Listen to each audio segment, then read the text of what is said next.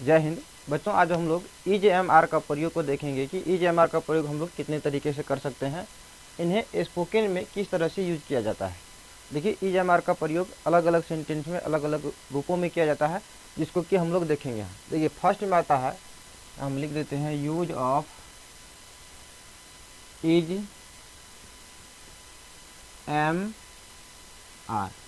EJMR का प्रयोग।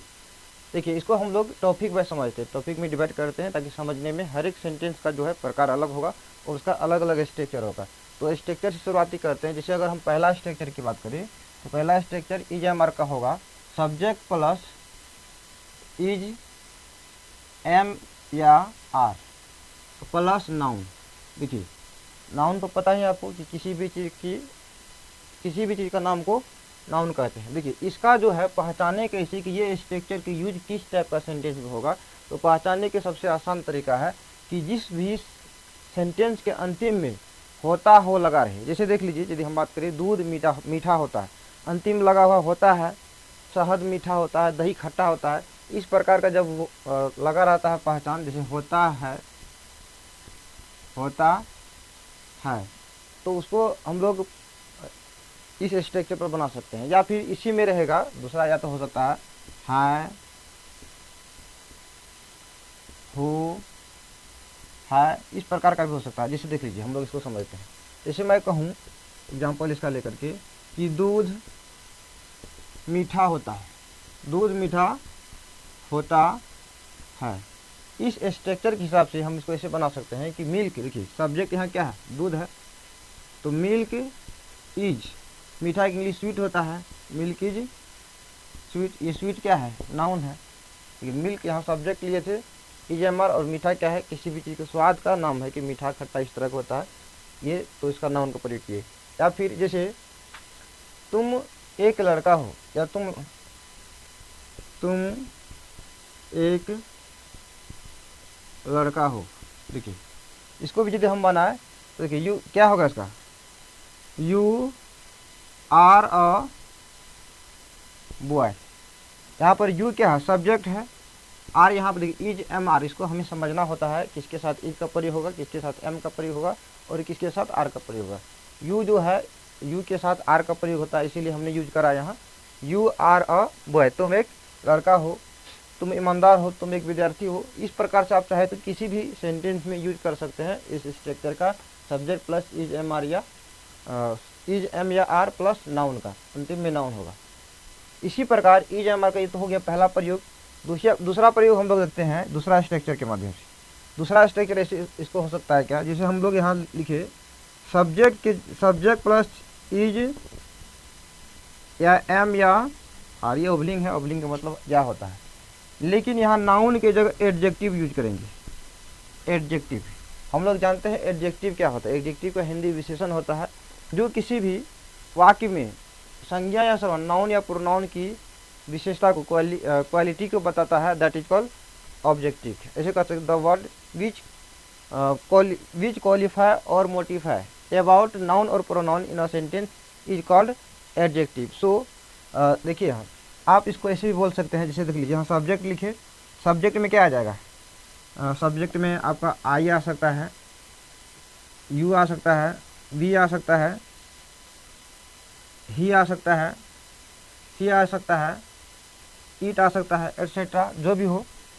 अब यहाँ पर बीच में आप ऐड कर दीजिए इज एम या आर। अब प्लस यहाँ एडजेक्टिव में देखिए अब क्या सब आ सकता है। एडजेक्टिव में आपका ब्यूटीफुल हो सकता है, ब्यूटीफुल हो सकता है। एडजेक्टिव में आपका बैड हो सकता है, बैड हो सकता है। हैंडसम हो सकता है, हैंडसम हो सकता है। गुड हो सकता है, गुड हो सकता है। नाइस हो सकता है। इस तरह का आप जो भी हो, देखिए जैसे इसको हम ऐसे बनाते हैं। जैसे आई, हमें पता है कि आई के साथ एम का प्रयोग होता है, तो I am beautiful, I am bad, I am handsome, I am good, I am nice. उसी प्रकार यू के साथ हम जानते हैं कि आर का प्रयोग होता है, तो you are beautiful, you are bad, you are handsome. इस प्रकार का आप दूसरा स्ट्रक्चर यूज कर सकते हैं। अब देखिए बच्चे, अगर यदि आपको समझ में नहीं आती हो तो आप हमें कमेंट में बता सकते हैं, या फिर आप जा कर के नीचे डिस्क्रिप्शन में लिंक दिया हुआ है, पर्सनल व्हाट्सअप पे जाकर भी आप हमसे बातें कर सकते हैं। देखिए दूसरा जो है इसका दूसरा स्ट्रक्चर, तीसरा दो तो पहला दूसरा पढ़ चुका हमने। अब देखिए इसका तीसरा स्ट्रक्चर में हम क्या करेंगे, यहाँ देंगे सब्जेक्ट प्लस इज या एम या आर प्लस यहाँ पर V3 का यूज करेंगे, V3 प्लस अदर वर्ड। देखिए यहाँ V3 जो यूज करते हैं तो ये जो सेंटेंस है इसका यूज पेसिव में हो जाता है। पेसिव एक्टिव पेसिव क्या होता है, आप वॉइस वाला वीडियो जाकर के प्लेलिस्ट से देख सकते हैं। देखिए इसका हम लोग यूज ऐसे कर सकते हैं, जैसे कि तुम्हें, इसमें है ना जो भी वाक्य आएगा हिंदी वाक्य, उसका अंतिम में जाता है लगा हुआ रहेगा, ता है। जैसे तुम्हें पीटा जाता है, तुम्हें पीटा जाता है। इसमें हमें सबसे पहले पता होना चाहिए कि वर्ब का तीसरा रूप क्या होता है। V1 V2 V3 V4 V5 हमने पिछला वीडियो में इसका लेक्चर ले रखी है। आपको यदि ये वर्ब का पांचों रूप नहीं आता है तो जाकर के आप पहले वर्ब वाला वीडियो को देख लीजिए, तब उसके बाद ये सब अगर आप देखते हैं तो आपको सारी कॉन्सेप्ट अच्छी समझ में आती है। लेकिन तुम्हें पीटा जाता है क्या हो जाएगा, सब्जेक्ट यहाँ पर है यू है। अब यू के साथ कौन सा हेल्पिंग वर्ब लगेगा, यहाँ ये हो गया हेल्पिंग वर्ब, इसको हेल्पिंग वर्ब पढ़ा जाता है। यू के साथ लगेगा आर। अब देखिए पीटना का इंग्लिश बीट होता है, बीट मतलब होता है पीटना। अब बीट का भीतरी हम लोग जानते हैं कि बीटेन होता है, यू आर बीटेन। तुम्हें पीटा जाता है, मुझे पढ़ाया जाता है। जैसे देखिए मुझे पढ़ाया जाता है तो क्या हो जाएगा, आई के साथ एम। और पढ़ाना का इंग्लिश होता है टीच, टीच के यहाँ V3 यदि यूज करते हैं तो क्या हो जाएगा, टाउट। आई एम टाउट, मुझे पढ़ाया जाता है। तुम्हें देखिए अब तुम्हें तंग किया जाता है, ऐसे भी हो सकता है, तो क्या होगा, यू आर। तंग करना की इंग्लिश वेक्स्ट होता है। देखिए इस वाक्य में क्या है सबसे बड़ी बात, ये काम जो है खुद सब्जेक्ट के द्वारा ना करके किसी दूसरे के द्वारा करवा जाता है। जब इस तरह का रहे तो उसमें इसका पेसिव का तरह यूज हो सकता है। कि तुम्हें, हमने अभी बोला था कि तुम्हें सताया जाता है, तो यू आर। सताना की इंग्लिश वेक्स होता है, वेक्स का V3 wax, you are wax, तुम्हें सताया जाता है। अब यदि इसमें ऑब्जेक्ट का भी चर्चा हो, जैसे किसके द्वारा जैसे तुम्हें राजू के द्वारा सताया जाता है, तो यू आर वेक्स्ड बाय, यहाँ राजू हो जाता। आप अलग से इसमें बाय जोड़ सकते हैं, जिसके द्वारा होगा। अगर इसमें ऑब्जेक्ट का एक्शन रहा तो बाय प्लस ऑब्जेक्ट यहाँ पर आप यूज कर सकते हैं। देखिए तीसरा स्ट्रक्चर को हमने कवर करा। चौथा स्ट्रक्चर के देखिए, आप एक काम करें कि जो भी स्ट्रक्चर हमने पढ़ाए हैं यहाँ पर हर एक का आप अपना नोटबुक निकालिए और सभी स्ट्रक्चर के साथ 10-10 एग्जाम्पल लेके बनाइए, और आपको यकीनन मानिए याद हो जाएगा। नहीं तो आप देख करके वैसे कर चले जाते हैं तो थोड़ा देर के लिए याद रहेगा, परमानेंटली याद नहीं रह पाएगा सारा चीज़। यदि आपका बेसिक पहले से मजबूत है तब तो कोई दिक्कत ही नहीं है, सिर्फ देखने से भी काम चल सकता है। अदरवाइज आप एक नोट बना लीजिए सारा स्ट्रक्चर को कि किसका कैसे यूज़ करें, और हर एक स्ट्रक्चर पर 10-10 एग्जाम्पल दे करके बनाइए। देखिए चौथा इसी का, अब चौथा स्ट्रक्चर हम देखते हैं। चौथा में इसमें क्या करेंगे, सिर्फ जो V3 का यूज करें, V3 से पहले एक वर्ड जोड़ेंगे बिंग। यहाँ सब्जेक्ट प्लस इज या एम या आर प्लस यहाँ पर बिंग हो जाएगा, बिंग प्लस उसके बाद V3 तब अदर वर्ड। अब देखिए यहाँ पर बिंग जैसे आ गया है, यहाँ तो था ता है, पीटा जाता है ऐसे बोल दिए थे, पढ़ाया जाता है, यानी इसमें क्या लगा हुआ जाता था, जाता है। लेकिन देखिए अब इसमें बिंग जैसे आ गया तो यहाँ पर ये भी तो पेसिव होगा, पेसिव तो ये भी होगा, लेकिन इसमें रहा है आ जाएगा, रहा है, रही है, इस टाइप का होगा। जैसे देख लीजिए यहाँ पर हमने दिया था तुम्हें पीटा जाता है, लेकिन यदि वहीं रहे तुम्हें पीटा जा रहा है तो इसका जो है स्ट्रक्चर बदल जाएगा। जैसे यहाँ बना के देखते हैं कि राधा को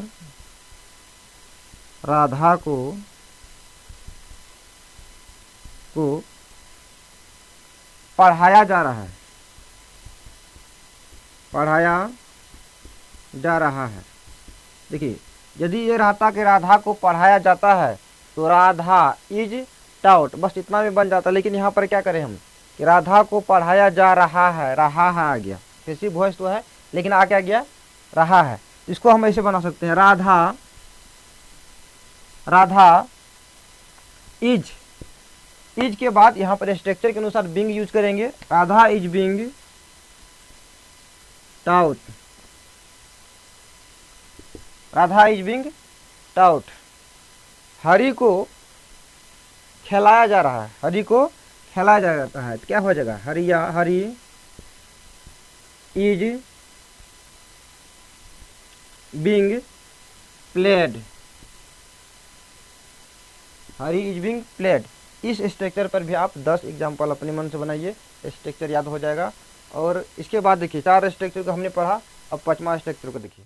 5वां स्ट्रक्चर बहुत ही सिंपल है, जैसे देख लीजिए 5वां स्ट्रक्चर लेते हैं, बिल्कुल सबसे आसानी है। देखिए subject plus is am are plus V4 plus other word, ये सबको लगभग याद नहीं रहता है। इसको ऐसे, ये प्रेजेंट कॉन्टिन्यूस टेंस का ये स्ट्रक्चर है, जिसका कि जिस वाक्य के अंत में रहा है, रही है, रहे हैं, ये सब लगा रहता है, उसको हम इस स्ट्रक्चर पर बनाते हैं। जैसे वह पढ़ रहा है, यदि हम कहें यहाँ कि वह पढ़ रहा है, तो इसका देखिए यहाँ पर स्ट्रक्चर पर बैठा लेते हैं, वह पढ़ रहा है, वह पढ़ रहा है।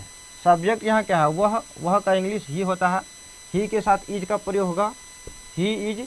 अब पढ़ना, देखिए पढ़ रहा है, कर क्या रहा है, पढ़ रहा, वर्ब यहाँ पढ़ना है। वर्ब हम लोग जानते हैं कि पढ़ना के इंग्लिश रीड होता है, रीड का V4 reading, reading, he is reading. Radha गा रही है, राधा गा रही है, देखिए क्या होगा, राधा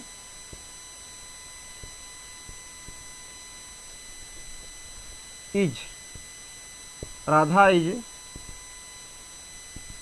सिंगिंग, सिंग मतलब गाना होता है और सिंग का V4 सिंगिंग होता है, तो Radha is singing a song. देखिए यहाँ पर जब भी आप सिंगिंग यूज करते हैं, सिंग यूज करते हैं, तो उसके बाद ए सॉन्ग आता ही है, क्योंकि देखिए जब भी कोई गाने की बात आए तो कोई ना कोई गीत गाया जाता है, कोई ना कोई गाना गाया जाता है, वहाँ पर जब भी सिंग आए, सिंग ए सॉन्ग या singing a song, sing a song, इस तरह का सिंग के बाद ए सॉन्ग का यूज करना कंपलसरी है, नहीं तो आपका जो अनुवाद है ये गलत हो जाएगा। ओके, इससे जो अगला स्ट्रक्चर है ये और भी ज़्यादा इंटरेस्टिंग है। जैसे देख लीजिए ये 6ठा स्ट्रक्चर होगा। देखिए हमने अभी तक EJMR का 5 प्रकार से प्रयोग कर चुका है, अब देखिए छठा प्रकार क्या है। यदि ऐसे रहता है कभी कभी कि वह आने ही वाला है, मैं जाने ही वाला हूँ, या फिर मैं जाने को हूँ, तुम आने को हो, वह खाने को है, इस टाइप का यदि सेंटेंस रहता है तो इसका स्ट्रक्चर हो जाता है subject plus is am are plus subject plus is am are plus, इस यहाँ तक तो रहता ही था, इसके बाद टू लगा दीजिए, टू प्लस वर्ब का पहला रूप यानी V1 प्लस अदर वर्ड। जैसे देख लीजिए अगर मैं कहूँ कि तुम खाने को हो या तुम खाने वाले हो, एक ही है, तुम खाने को हो या तुम खाने वाले हो, आप इसको दोनों तरफ किसी तरफ से बोल सकते, तुम खाने वाले हो या फिर तुम खाने को हो। इसका देखिए यही स्ट्रक्चर बनेगा। देखिए सब्जेक्ट क्या है यहाँ, तुम का इंग्लिश यू के साथ यहाँ से लेंगे आर का प्रयोग होगा, यू आर टू। अब देखिए खाना के इंग्लिश क्या होता है, इट होता है, तो इट का पहला रूप यूज करना है, तो EAT eat, you are to eat, तुम खाने को हो या फिर तुम खाने ही वाला हो। इसमें देखिए पहचानने का है कि को है या हो या है, या इसके बदले में वाला है, वाली है, वाले हैं, ये सब लगा रहता है। तो इस टाइप का जो भी सेंटेंस आएगा हिंदी का, उसका यही इंग्लिश स्ट्रक्चर यही होगा। जैसे और एक ले लेता हूँ, मैं आप लोगों को अंग्रेजी पढ़ाने वाला हूँ, मैं आप लोगों को अंग्रेजी पढ़ाने वाला हूँ। इसका क्या हो जाएगा, सब्जेक्ट क्या है, मैं, तो मैं का इंग्लिश आई के साथ एम टू, पढ़ाने वाला हूँ, पढ़ाने के इंग्लिश क्या होता है, teach, I am to teach, you English, I am to teach you English. ये है छठा स्ट्रक्चर। अब देखिए सातवां स्ट्रक्चर को हम लोग देखें। इज एम आर का प्रयोग आपको इसमें इतना क्लियर से बता रहा हूँ, यदि आपने इसका रिवाइज कर लिया तो इज एम आर का एक भी जो कॉन्सेप्ट है आपको छूटने वाला नहीं, चाहे वो कहीं से आए, वॉइस से आए कि टेंस से आए या फिर कोई अदर स्ट्रक्चर से आए, इज एम आर का पूरा निचोड़ इसमें डाला गया है। आप सभी का बढ़िया से सिर्फ रिवाइज कर ले। देखिए सातवां स्ट्रक्चर क्या कहता है।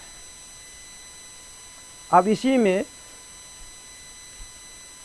यदि वाला है की जगह ऐसा रहे कि वाला ही है, जैसे कि मैं अंग्रेजी पढ़ाने ही वाला हूँ, यहाँ पर क्या है, मैं अंग्रेजी पढ़ा, तुम खाने को हो, यदि इसी को बोलेंगे तुम खाने को ही हो, तो यहाँ पर सिर्फ आप टू के जगह अबाउट का प्रयोग कर दीजिए बस। देखिए यहाँ पर सब्जेक्ट प्लस इज एम या are plus about plus to plus verb का पहला रूप यानी V1 प्लस अदर वर्ब। इसका देखिए यूज कैसे करें। जैसे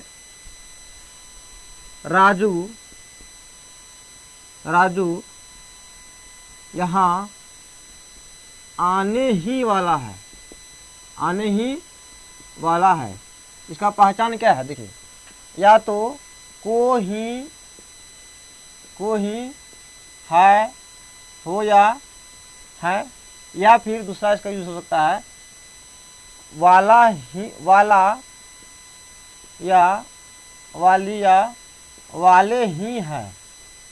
इस टाइप का यदि कोई भी हिंदी सेंटेंस में लगा रहता है पहचान, तो आप इसका प्रयोग इस स्ट्रक्चर के आधार पर कर सकते हैं। जैसे राजू यहाँ आने ही वाला है, देखिए क्या हो जाएगा, राजू इज, राजू के साथ इज लगेगा, Raju is about to come, about to come यहाँ है तो here, Raju is about to come here. Sita,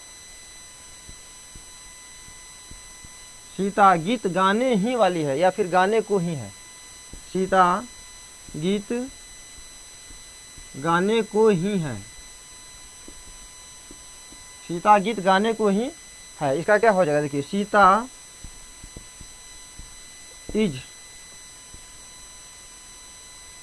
यहाँ इज के बाद about to sing a song, sing a song हमने पहले बता चुका है, हमने आपको पहले बताया है कि देखिए यहाँ पर भी सिंग ए सॉन्ग आया था, सिंगिंग ए सॉन्ग। जब भी कभी सिंग या सिंग्स या सिंगिंग आता है या सॉन्ग आता है तो उसके बाद ए सॉन्ग आना कंपलसरी है, ठीक है। देखिए इसका अगला यानी आठवां स्ट्रक्चर देखते हैं। इसका आठवां स्ट्रक्चर में है, यदि आप टाइम किसी को बताते हैं, टाइम बताते वक्त यूज कर सकते हैं ईट के फॉर्म में। जैसे आप यहाँ देंगे ईट प्लस इज, ईट के साथ सिर्फ इज ही होता है plus time, it is plus time. जैसे देख लीजिए मैं कहूँ कि 8 बजा है, 8 बजा है, क्या हो जाएगा इसका, it is 8 o'clock, it is 8 o'clock। Telling the time मैंने पिछले लेक्चर में पढ़ाया हुआ है। टेलिंग द टाइम का यदि आपको कॉन्सेप्ट चाहिए तो प्ले लिस्ट में जा करके टेलिंग द टाइम के वीडियो को देख लीजिए, आपका सारा चीज़ क्लियर हो जाएगा। क्योंकि इसमें अगर बताने लगूँ इसको तो वीडियो थोड़ी सी लंबी हो जाएगी, क्योंकि एज एम आर को यहाँ पढ़ना है तो सिर्फ हम इसमें एज एम आर को ही कवर करेंगे। यदि आपको टेलिंग द टाइम ही पढ़ना है तो प्ले लिस्ट में जाइए और कंप्लीट वीडियो को वहाँ से देखिए। 8 बजा है, जैसे देख लीजिए जनवरी है, जनवरी है, क्या हो जाएगा इसका, it is January, it is जनवरी। गर्मी है, गर्मी का टाइम है, समय है, गर्मी है, क्या हो जाएगा, it is summer, it is summer. Time यहाँ कुछ भी हो सकता है। जैसे अगर मैं यूज करूँ, यहाँ दिया था 8 बजा है, जनवरी है, गर्मी है, कुछ भी हो। जैसे कि आज सोमवार है, आज सोमवार है, तो इसका हो जाएगा इट इज, इट स्ट्रक्चर पर जा रहे हैं, इट इज सोमवार का होता है Monday. It is Monday today. It is Monday today. हमने 8 स्ट्रक्चर को कवर करा है। अब देखिए यदि आपको और भी कुछ स्ट्रक्चर है, देखिए इसी का 9वां स्ट्रक्चर है। 8 तक हमने वहाँ देखा। 9वां स्ट्रक्चर देखिए है क्या, आप इसको ऐसे बोल सकते हैं, it is plus subjective case. देखिए इसमें एक बात ध्यान में रखना होता है कि स्पोकन में जो है इसका कहीं कहीं पर ऑब्जेक्टिव केस का भी, कहीं क्या सिर्फ एक ही है, एक सब्जेक्ट है जिसमें ऑब्जेक्टिव केस यूज किया जाता है, नहीं तो इसका सब्जेक्टिव सही होगा। ऑब्जेक्टिव यदि यूज करते हैं तो ये आपका गलत हो जाता है। जैसे देख लीजिए, हम अगर कहें कि मैं ही तो हूँ, मैं ही तो हूँ, इसका इसी स्ट्रक्चर पर बनेगा। It is I, it is I.